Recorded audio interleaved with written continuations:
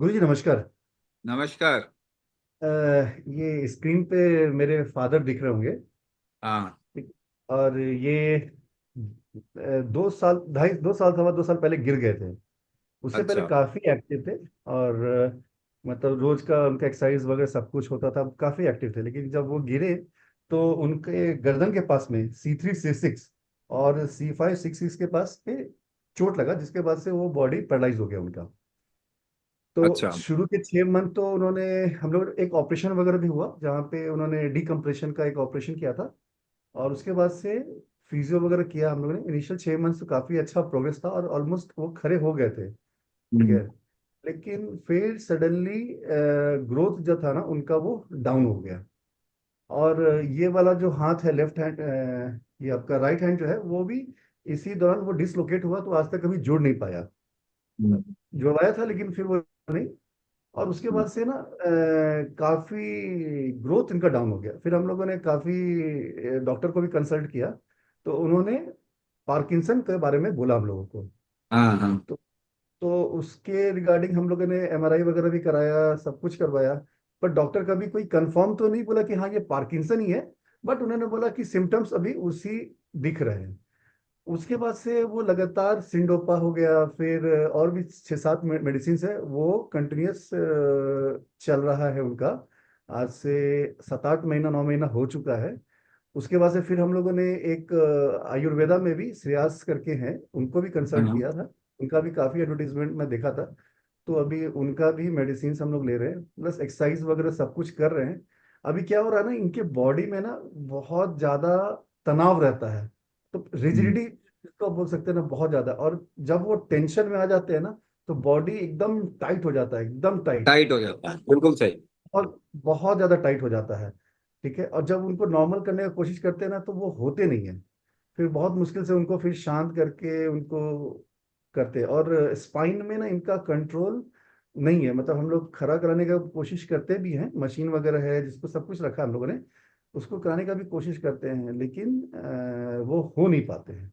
हमेशा दो। टेंशन। अभी आप हाँ देखेंगे आपसे बात करते समय कहाँ देख रहे हैं। हाँ हाँ। दो चीज इनके अंदर गड़बड़ है। अगर वो सही हम्म। कर देंगे तो इनकी सिचुएशन अच्छी हो जाएगी। पहले समान शक्ति इनकी खराब है, समान वायु कहते हैं, समान दोष है इनके अंदर। समान जी दोष में बॉडी में कोई भी चीज अच्छे से डिस्ट्रीब्यूट नहीं हो पाती, फैल नहीं पाती। जी जी। है ना। वो एक तो समान दोष है, दूसरा इनका मेटाबॉलिक हीट कम है, यानी कि जठराग्नि बहुत कमजोर है इनके पेट में ना। जो हाँ। पचाने की शक्ति होती है ना वो बहुत कम है।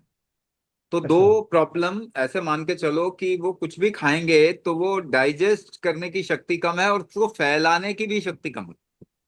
जी जी जी।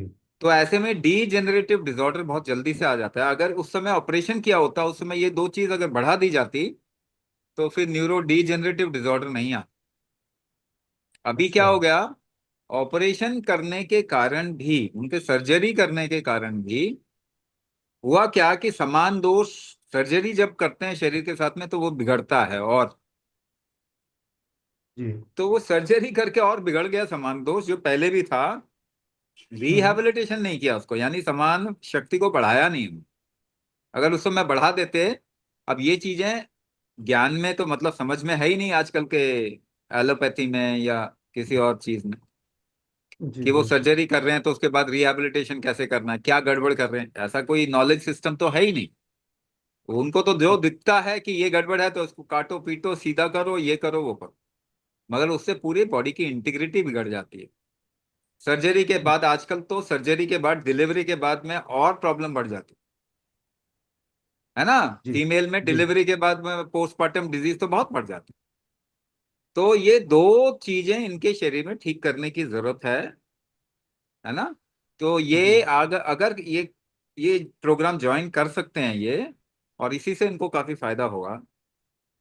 है ना, तो ये करें। मगर मैंने बता दिया इनको, इनका बेसिकली समान दोष प्राइमरी है।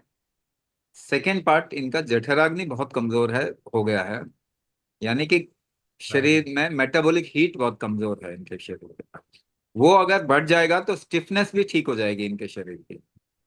और शरीर में चीजें जब फैलने लग जाएंगी तो स्ट्रक्चरल इंटीग्रिटी, जॉइंट की स्ट्रेंथ वापस आएगी। जी, तो मतलब आपका कहना है कि अगर ये जो प्रोग्राम है, क्योंकि हम्म। अब जैसे अगर आप सांस लेने और सांस अंदर करने जैसे कुछ भी, हम लोगों ने एक दो बार ये भी कर, फिजियो तो इनका करीब 2 ढाई साल से कंटिन्यूस चल रहा है, मतलब फिजियोथेरेपिस्ट रोज हम लोगों ने लगा रखा है, रोज आते हैं वो कराते हैं, नॉर्मल जो अपना हाथ वगैरह का मूवमेंट है। लेकिन सांस लेने के लिए हम लोग बोलते भी है ना कि थोड़ा सा अनुलोम विलोम या वो सब कीजिए, तो वो कर नहीं पाते हैं, वो देखिए, कर नहीं पहली बात फिजियो में जोर कौन लगाता है? फिजियोथेरेपिस्ट लगाता है ना। हाँ, तो शिफ्ट उनके उनके जोर लगाने से इनका बल तो नहीं बढ़ेगा, बंद तो नहीं पड़ेगा, बिल्कुल सही बात। है ना। तो इनका बल बढ़ेगा तभी तो ठीक होंगे। जी यहाँ जी सांस लेने छोड़ने की बात है, हमारा फोकस लेने छोड़ने प्राणायाम के ऊपर नहीं है। हम प्राणायाम नहीं करवाते, जी जी हम कुंभक करवाते हैं। सांस जी। रोकने की विधा है। अगर ये तैयार हैं कि हम्म। इनको जो इंस्ट्रक्शन दिया जाए वैसे करें, तभी तो ये कर पाएंगे, वरना तो कोई ऑप्शन नहीं है। जी जी। और कोई इलाज भी नहीं है, मैं आपको साफ बता देता हूँ, कोई और इलाज नहीं है। आप दुनिया घूम के आओ, जाओ, कोई नहीं इलाज नहीं, नहीं। वो आप बिल्कुल सही कहा, एलोपैथी में तो कुछ भी नहीं है, मैं तो कितने न्यूरोलॉजिस्ट को मिल चुका हूँ। किसी भी पैथी में नहीं है, किसी भी पैथी में नहीं है। आप और पैथी करा के देख लो। जी जी समान बल, जठर अग्नि, दो बढ़ाना पड़ेगा इनका। इसके जी अलावा जी इलाज नहीं हो। कुछ भी करके ट्राई करो। जी। जी, थैंक यू।